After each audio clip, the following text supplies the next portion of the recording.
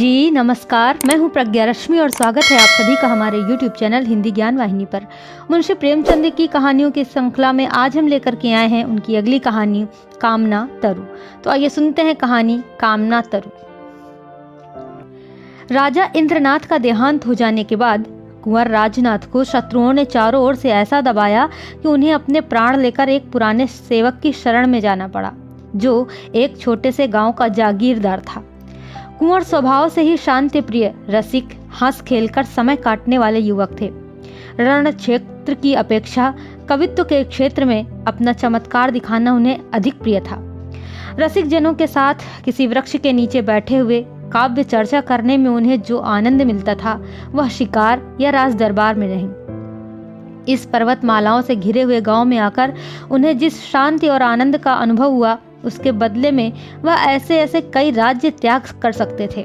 यह पर्वतमालाओं की मनोहर छटा, यह नेत्र रंजक हरियाली, यह जल प्रवाह की मधुर वीणा, यह पक्षियों की मीठी बोलियां, यह मृग शावकों की छलांगें, यह बछड़ों की कुलेलें, यह ग्राम निवासियों की बालोचित सरलता, यह रमणियों की संकोच में चपलता, ये सभी बातें उनके लिए नई थीं।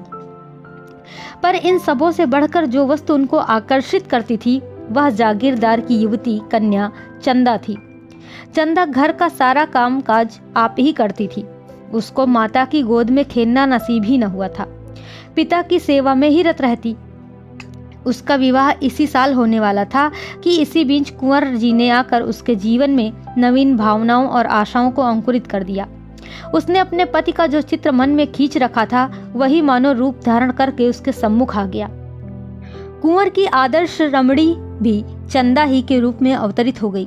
लेकिन कुंवर समझते थे मेरे ऐसे भाग्य कहाँ, और चंदा भी समझती थी कहाँ ये और कहाँ मैं। दोपहर का समय था और जेठ का महीना। खपरेल का घर भट्टी की भांति तपने लगा। खस की टट्टियों और तहखानों में रहने वाले राजकुमार का चित्त गर्मी से इतना बेचैन हुआ कि वह बाहर निकल आए और सामने के बाग में जाकर एक घने वृक्ष की छांव में बैठ गए। सहसा उन्होंने देखा चंदा नदी से जल की गागर लिए चली आ रही है। नीचे जलती हुई रेत थी, ऊपर जलता हुआ सूर्य। लू से देह झुलसी जाती थी। कदाचित इस समय प्यास से तड़पते हुए आदमी की भी नदी तक जाने की हिम्मत न पड़ती। चंदा पानी लेने क्यों गई थी? घर में पानी भरा तो हुआ है, फिर इस समय वह क्यों पानी लेने निकली? कुंवर दौड़कर उसके पास पहुंचे और उसके हाथ से गागर छीन लेने की चेष्टा करते हुए बोले, इसे मुझे दे दो और भागकर छाह में चली जाओ। इस समय पानी का क्या काम था? चंदा ने गागर न छोड़ी। सिर से खिसका हुआ अंचल संभाल कर बोली, तुम इस समय कैसे आ गए? शायद मारे गर्मी के अंदर न रह सके। कुंवर ने कहा, मुझे दे दो, नहीं तो मैं छीन लूंगा। चंदा ने मुस्कुराकर कहा, राजकुमारों को गागर लेकर चलना शोभा नहीं देता। कुंवर ने गागर का मुंह पकड़कर कहा, इस अपराध का बहुत दंड सह चुका हूँ। चंदा, अब तो अपने को राजकुमार कहने में भी लज्जा आती है। चंदा ने कहा, देखो धूप में खुद हैरान होते हो और मुझे भी हैरान करते हो। गागर छोड़ दो, सच कहती हूँ, पूजा का जल है। कुंवर ने कहा, क्या मेरे ले जाने से पूजा का जल अपवित्र हो जाएगा? चंदा ने कहा, अच्छा भाई, नहीं मानते तो तुम ही ले चलो। हाँ नहीं तो। कुंवर गागर लेकर आगे आगे चले, चंदा पीछे होली। बगीचे में पहुंचे तो चंदा एक छोटे से पौधे के पास रुक कर बोली, इसी देवता की पूजा करनी है, गागर रख दो। कुंवर ने आश्चर्य से पूछा, यहाँ कौन देवता है चंदा? मुझे तो नजर नहीं आता। चंदा ने पौधों को सींचते हुए कहा, यही तो मेरा देवता है। पानी पीकर पौधों की मुरझाई हुई पत्तियां हरी हो गईं, मानो उनकी आंखें खुल गई हों। कुंवर ने पूछा, ये पौधा क्या तुमने लगाया है चंदा? चंदा ने पौधों को एक सीधी लकड़ी से बांधते हुए कहा, हाँ, उसी दिन तो जब तुम यहाँ आए। यहाँ पहले मेरी गुड़ियों का घरौंदा था। मैंने गुड़ियों पर छाह करने के लिए अमोला लगा दिया था। फिर मुझे इसकी याद नहीं रही, घर के काम धंधों में भूल गई। जिस दिन तुम यहाँ आए मुझे ना जाने क्यों इस पौधे की याद आ गई। मैंने आकर देखा तो वह सूख गया था। मैंने तुरंत पानी लाकर इसे सींचा तो कुछ कुछ ताजा होने लगा। तब से इसे सींचती हूँ, देखो कितना हरा भरा हो गया है। यह कहते कहते उसने सिर उठाकर कुंवर की ओर ताकते हुए कहा, और सब काम भूल जाऊं पर इस पौधे को पानी देना नहीं भूलती। तुम ही इसके प्राणदाता हो। तुम्ही ने आकर इसे जिला दिया, नहीं तो बेचारा सूख गया होता। ये तुम्हारे शुभागमन का स्मृति चिन्ह है। जरा इसे देखो, मालूम होता है हंस रहा है। मुझे तो जान पड़ता है कि यह मुझसे बोलता है। सच कहती हूँ, कभी यह रोता है, कभी हंसता है, कभी रूठता है। आज तुम्हारा लाया हुआ पानी पाकर यह फूला नहीं समाता। एक एक पत्ता तुम्हें धन्यवाद दे रहा है। कुंवर को ऐसा जान पड़ा मानो वह पौधा कोई नन्हा सा क्रीड़ाशील बालक है। जैसे चुंबन से प्रसन्न होकर बालक गोद में चढ़ने के लिए दोनों हाथ फैला देता है, उसी भांति यह पौधा भी हाथ फैलाए जान पड़ा। उसके एक एक अणु में चंदा का प्रेम झलक रहा था। चंदा के घर में खेती के सभी औजार थे। कुंवर एक फावड़ा उठा लाया और पौधों का एक थाला बनाकर चारों ओर ऊंची मेड़ उठा दी। फिर खुरपी लेकर अंदर की मिट्टी को गोड़ दिया। पौधा और भी लहलहा उठा। चंदा बोली, कुछ सुनते हो क्या कह रहा है? कुंवर ने मुस्कुराकर कहा, हाँ कहता है, अम्मा की गोद में बैठूंगा। चंदा ने कहा, नहीं, यह कह रहा है इतना प्रेम करके फिर भूल न जाना। मगर कुंवर को अभी राजपुत्र होने का दंड भोगना बाकी था। शत्रुओं को ना जाने कैसे उनकी टोह मिल गई। इधर तो हित चिंतकों के आग्रह से विवश होकर बूढ़ा कुबेर सिंह चंदा और कुंवर के विवाह की तैयारियां कर रहा था। उधर शत्रुओं का एक दल सिर पर आ पहुंचा। कुंवर ने उस पौधों के आसपास फूल पत्ते लगाकर एक फुलवाड़ी सी बना दी थी। पौधों को सींचना अब उनका काम था। प्रातःकाल वह कंधों पर कांवर रखे नदी से पानी ला रहे थे कि 10-12 आदमियों ने उन्हें रास्ते में घेर लिया। कुबेर सिंह तलवार लेकर दौड़ा, लेकिन शत्रुओं ने उसे मार गिराया। अकेला अस्त्रहीन कुंवर क्या करता? कंधों पर कांवर रखे हुए बोला, अब क्यों मेरे पीछे पड़े हो भाई? मैंने तो सब कुछ छोड़ दिया। सरदार बोला, हमें आपको पकड़ ले जाने का हुक्म है। कुंवर ने कहा, क्या तुम्हारा स्वामी मुझे इस दशा में भी नहीं देख सकता? खैर, अगर धर्म समझो तो मुझे कुबेर सिंह की तलवार मुझे दे दो, अपनी स्वाधीनता के लिए लड़कर प्राण दूं। इसका उत्तर यही मिला कि सिपाहियों ने कुंवर को पकड़कर मुश्कें कस दी और उन्हें एक घोड़े पर बिठाकर घोड़े को भगा दिया। कांवर वही पड़ी रह गई। उसी समय चंदा घर से निकली। देखा, कांवर पड़ी हुई है और कुंवर को लोग घोड़े पर बिठाए जा रहे हैं। चोट खाए हुए पक्षी की भांति वह कई कदम दौड़ी, फिर गिर पड़ी। उसकी आंखों में अंधेरा छा गया। सहसा उसकी दृष्टि पिता की लाश पर पड़ी। वह घबरा कर उठी और लाश के पास जा पहुंची। कुबेर अभी मरा न था, प्राण आंखों में अटके हुए थे। चंदा को देखते ही क्षीण स्वर में बोला, बेटी कुंवर। इसके आगे वह कुछ न कह सका। प्राण निकल गए, पर इस शब्द कुंवर ने उसका आशय प्रकट कर दिया। 20 वर्ष बीत गए, कुंवर कैद से ना छूट सके। यह एक पहाड़ी किला था। जहां तक निगाह जाती पहाड़ियां ही नजर आती। किले में उन्हें कोई कष्ट न था। नौकर चाकर, भोजन, वस्त्र, सैर, शिकारी, किसी बात की कमी न थी। पर उस वियोगाग्नि को कौन शांत करता जो नित्य कुंवर के हृदय में जला करती थी। जीवन में अब उनके लिए कोई आशा न थी, कोई प्रकाश न था। अगर कोई इच्छा थी तो यही कि एक बार उस प्रेम तीर्थ की यात्रा कर लें जहां उन्हें वह सब कुछ मिला जो मनुष्य को मिल सकता है। हाँ, उनके मन में एकमात्र यही अभिलाषा थी कि उन पवित्र स्मृतियों से रंजित भूमि के दर्शन करके जीवन का उसी नदी के तट पर अंत कर दें। वही नदी का किनारा, वही वृक्ष का कुंज, वही चंदा का छोटा सा सुंदर घर उसकी आंखों में फिरा करता। और वह पौधा जिसे उन दोनों ने मिलकर सींचा था, उसमें तो मानो उसके प्राण ही बसते थे। क्या वह दिन भी आएगा जब वह उस पौधों को हरी हरी पत्तियों से लदा हुआ देखेगा? कौन जाने वह अब है भी या सूख गया। कौन अब उसको सींचता होगा? चंदा इतने दिनों अविवाहित थोड़े ही बैठी होगी, ऐसा संभव भी तो नहीं। उसे अब मेरी सुध भी न होगी। हाँ, शायद कभी अपने घर की याद खींच लाती हो तो पौधों को देखकर उसे मेरी याद आ जाती हो। मुझ जैसे अभागे के लिए इससे अधिक वह और कर ही क्या सकती है। उस भूमि को एक बार देखने के लिए वह अपना जीवन दे सकता था, पर यह अभिलाषा पूरी न होती थी। एक युग बीत गया। शोक और नैराश्य ने उसकी उठती जवानी को कुचल दिया। ना आंखों में ज्योति रही, ना पैरों में शक्ति। जीवन क्या था? एक दुखदाई स्वप्न था। उस सघन अंधकार में उसे कुछ न सूझता था। बस जीवन का आधार एक अभिलाषा थी, एक सुखद स्वप्न जो जीवन में ना जाने कब उसने देखा था। एक बार फिर वही स्वप्न देखना चाहता था। फिर उसकी अभिलाषाओं का अंत हो जाएगा। उसे कोई इच्छा न रहेगी। सारा अनंत भविष्य, सारी अनंत चिंताएं इसी एक स्वप्न में लीन हो जाती थी। उसके रक्षकों को अब उसकी ओर से कोई शंका न थी। उन्हें उस पर दया आती थी। रात को पहरे पर केवल कोई एक आदमी रह जाता था और लोग मीठी नींद सोते थे। कुंवर भाग जा सकता है इसकी कोई संभावना, कोई शंका ही न थी। यहाँ तक कि एक दिन यह सिपाही भी निशंक होकर बंदूक लिए लेट रहा।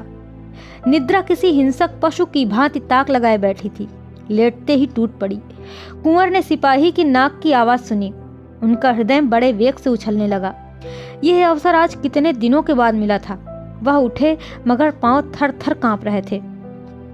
बरामदे के नीचे उतरने का साहस न हो सका। कहीं इसकी नींद खुल गई तो हिंसा उनकी सहायता कर सकती थी। सिपाही की बगल में उसकी तलवार पड़ी थी, पर प्रेम का हिंसा से बैर है। कुंवर ने सिपाही को जगा दिया। वह चौंक कर उठ बैठा। रहा सहा संशय भी उनके दिल से निकल गया। दूसरी बार जो सोया तो खर्राटे लेने लगा। प्रातःकाल जब उसकी निद्रा टूटी तो उसने लपक कर कुंवर के कमरे में झांका, लेकिन कुंवर का पता न था। कुंवर इस समय हवा के घोड़े पर सवार कल्पना की द्रुत गति से भागा जा रहा था, उस स्थान को जहां उसने सुख स्वप्न देखा था। किले में चारों ओर तलाश हुई। नायक ने सवार दौड़ाए पर कहीं पता न चला। पहाड़ी रास्तों का काटना कठिन, उस पर अज्ञातवास की कैद, मृत्यु के दूत पीछे लगे हुए जिनसे बचना मुश्किल। कुंवर को कामना तीर्थ में महीनों लग गए। जब यात्रा पूरी हुई तो कुंवर में एक कामना के सिवा और कुछ शेष न था। दिन भर की कठिन यात्रा के बाद जब वह उस स्थान पर पहुंचे तो संध्या हो गई थी। वहां बस्ती का नाम भी न था।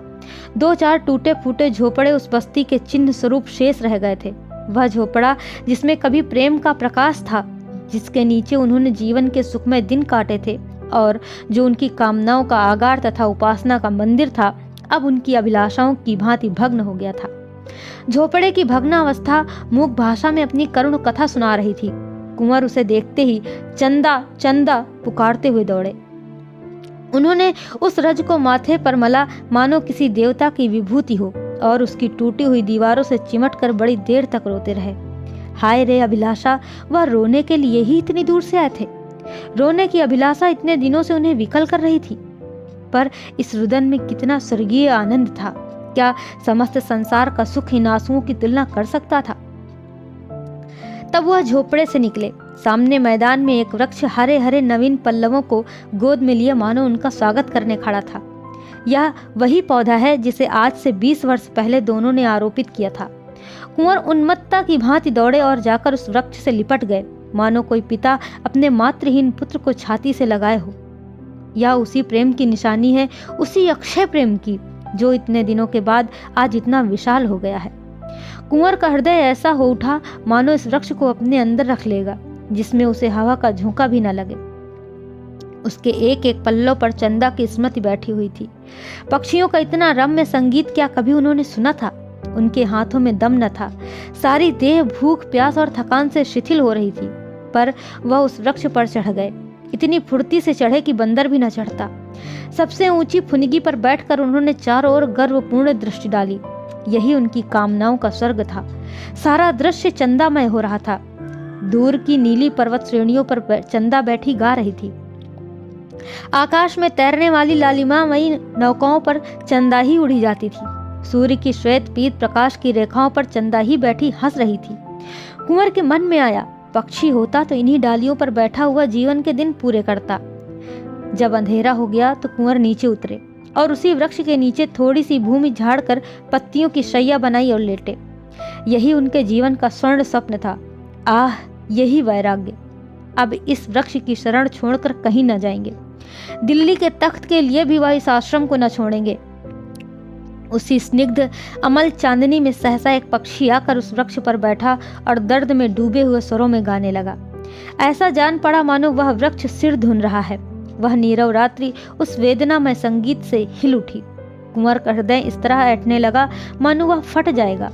स्वर में करुणा और वियोग के तीर से भरे हुए थे। आह पक्षी, तेरा भी जोड़ा अवश्य बिछुड़ गया है, नहीं तो तेरे राग में इतनी व्यथा, इतना विषाद और इतना रुदन कहां से आता? कुंवर के हृदय के टुकड़े हुए जाते थे। एक एक स्वर तीर की भांति दिल को छेदे डालता था। वह बैठे न रह सके। उठकर आत्म विस्मृति की दशा में दौड़ते हुए झोपड़े में गए। वहां से फिर वृक्ष के नीचे आए। उस पक्षी को कैसे पाएं? कहीं दिखाई नहीं देता। पक्षी का गाना बंद हुआ तो कुंवर को नींद आ गई। उन्हें स्वप्न में ऐसा जान पड़ा कि वही पक्षी उनके समीप आया। कुंवर ने ध्यान से देखा तो वह पक्षी न था, चंदा थी। हाँ, प्रत्यक्ष चंदा थी।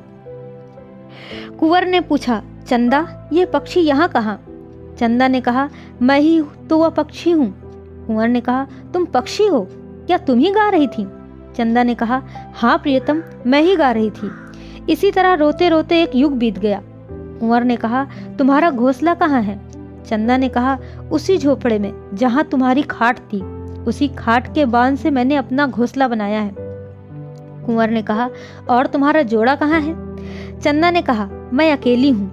चंदा को अपने प्रियतम के स्मरण करने में, उसके लिए रोने में जो सुख है वह जोड़े में नहीं। मैं इसी तरह अकेली रहूंगी और अकेली मरूंगी। कुंवर ने कहा, मैं क्या पक्षी नहीं हो सकता? चंदा चली गई। कुंवर की नींद खुल गई।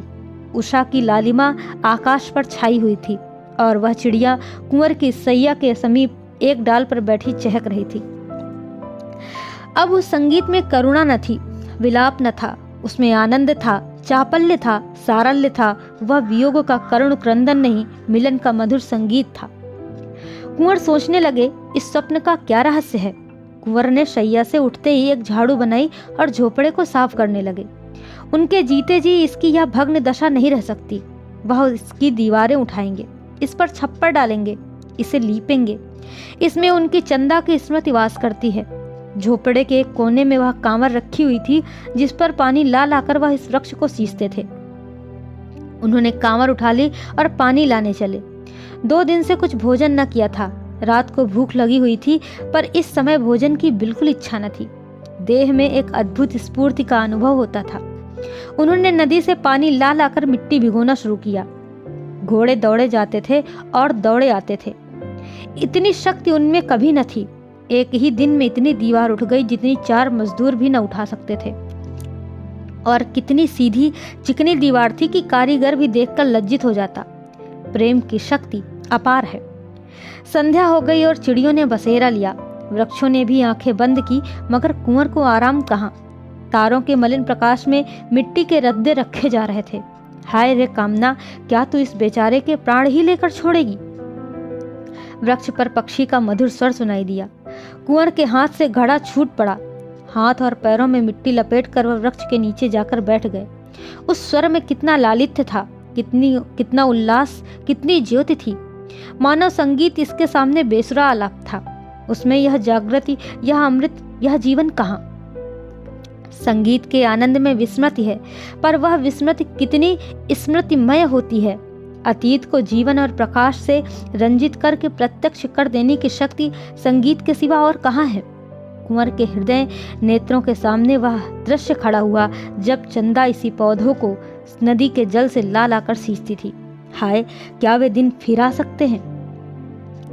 सहसा एक बटोही आकर खड़ा हो गया और कुंवर को देखकर वह प्रश्न करने लगा, जो साधारणतः 2 अपरिचित प्राणियों में हुआ करते हैं।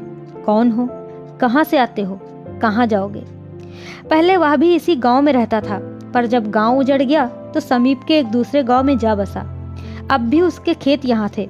रात को जंगली पशु से अपने खेतों की रक्षा करने के लिए वह आकर सोता था।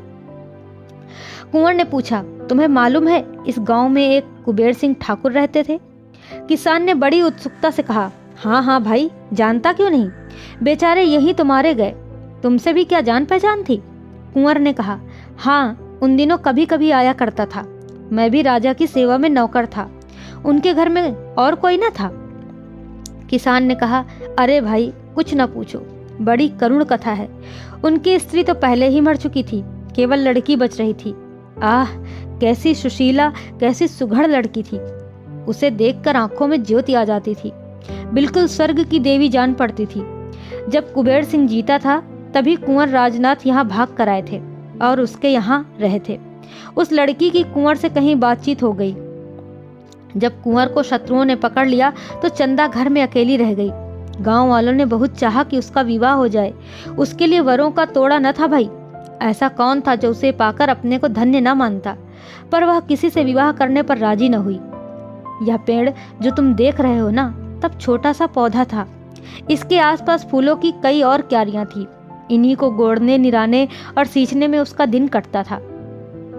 बस यही कहती थी कि हमारे कुंवर आते होंगे।